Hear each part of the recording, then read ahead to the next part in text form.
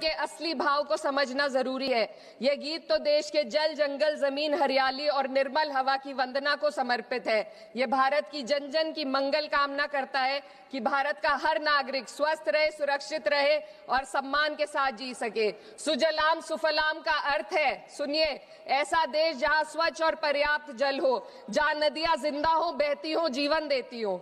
अध्यक्ष महोदय, लेकिन अब जरा यमुना का हाल देखिए।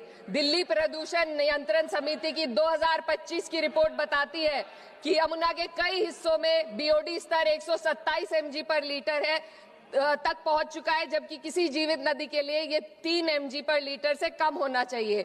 ये सिर्फ नदी का संकट नहीं है, ये किसान का संकट है। नमामि गंगे के नाम पर हजारों करोड़ रुपए खर्च हो गए, लेकिन सच्चाई ये है कि आज भी गंगा और यमुना के किनारे किसान मजबूरी में उसी जहरीली पानी से खेती कर रहा है। वही जहर अनाज में उतरता है और वही जहर किसान की जिंदगी को धीरे धीरे खत्म कर देता है। अध्यक्ष महोदय, जब पानी जहर हो जाएगा तो सुजलाम कैसे होगा? जब किसान बर्बाद होगा तो सुफलाम कैसे होगा?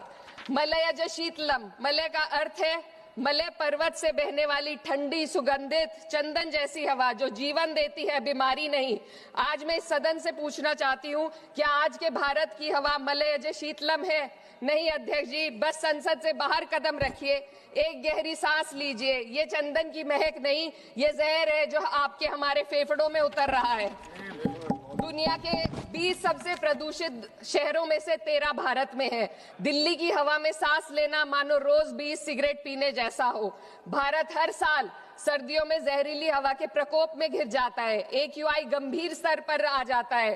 ठंडी हवा का सपना अब गैस चेंबर की हकीकत बन चुका है। हम वो देश हैं जहां सरकार प्रकृति पर बने गीत का मान मर्दन तो करती है, पर उसी प्रकृति, जंगल, हवा, पेड़ को बचाने वाले कानूनों को धीरे धीरे खुद ही खत्म कर रही है। ये है आज के हमारे मलयज शीतलम की अफसोसजनक सच्चाई।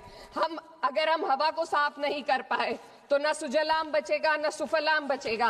माननीय अध्यक्ष महोदया, सस्य श्यामलम का अर्थ है ऐसा देश जहां उपजाऊ जमीन हो, जहां खेत फसल से भरे हो और किसान कर्ज और निराशा में न डूबा हो। आज किसान सिर्फ मौसम से नहीं लड़ रहा, वह प्रदूषण, नीतियों की बेरुखी और सिस्टम की नाइंसाफी से लड़ रहा है। एक तरफ कॉर्पोरेट के लोन माफ होते हैं, दूसरी तरफ किसान को उसकी वाजिब MSP भी नहीं मिल पाती है। आप ग्लोबल सुपर पावर बनने की बात करते हैं, लेकिन हमारी पर कैपिटा इनकम दुनिया में 136वें नंबर पर है। हम अपने छोटे पड़ोसी देश से भी पीछे हैं। हमारे लोग $2,500 तक भी नहीं कमा पा रहे एक साल में, और जिन अरबपतियों की ये रक्षा करते हैं वो इतना पैसा एक सेकंड में कमा लेते हैं।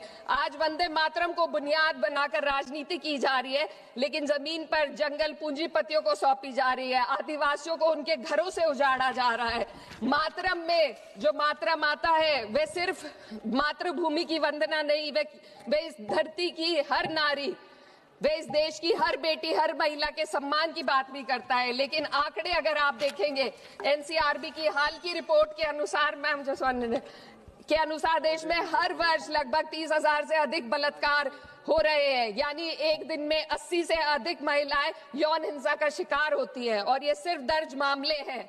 जब जम्मू कश्मीर की एक बच्ची हिंसक अत्याचार का शिकार होती है, जब सत्ता से जुड़े लोगों पर आरोप लगते हैं और कार्रवाई वर्षों लटक जाती है, जब उन्नाव की पीड़िता लखनऊ के दरबार में इंसाफ को लेकर अपनी जान देने पर आमादा होती है, जब बिल्किस बानो के अपराधियों का सरकार के लोग द्वारा स्वागत किया जाता है, तो ये घटनाएं वंदे मातरम की आत्मा पर चोट पहुंचाती है। मैं अध्यक्ष महोदया बस यही कहना चाहती हूँ अपनी बात को अंत में रखते हुए कि वंदे मातरम सिर्फ अतीत की ललकार नहीं, ये वर्तमान की जिम्मेदारी है। ये आत्म मंथन की घड़ी है। यही समय है कि हम वंदे मातरम को सिर्फ नारा नहीं, नीति और जिम्मेदारी बनाए। और अपने जज्बात को मैं आलमा इकबाल साहब के तराना हिंद के साथ इस सदन में रखना चाहती हूँ कि सारे जहां से अच्छा हिंदुस्तान हमारा, हम बुलबुले हैं इसके, ये गुलसिता हमारा, मजहब नहीं सिखाता आपस में बैर रखना, हिंदी है हम, वतन है हिंदुस्तान हमारा। श्रीमती लवली आनंद।